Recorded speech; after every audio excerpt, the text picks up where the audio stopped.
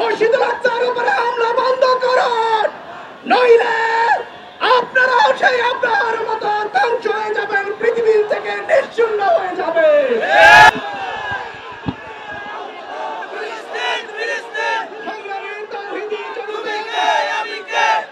আমরা লক্ষ্য করছি আমাদের প্রাণের স্পন্দন মুসলমানদের প্রথম কিবলা মসজিদ আল আকসাতে সেই ইসরায়েলের বর্বরোচিত হামলা চালিয়ে আমাদের মসজিদুল আকসাকে তারা ধ্বংস করে দিয়েছে। আমরা স্মরণ করে দিতে চাই সেই ইতিহাস। আব্রাহার যখন 40,000 অস্ত্র বাহিনী নিয়ে অস্ত্র বাহিনী নিয়ে কাবাগর ধ্বংস করতে এসেছিল, আল্লাহ রাব্বুল আলামিন তাদেরকে আবাবিল পাখি দিয়ে ধ্বংস করে দিয়েছিলেন।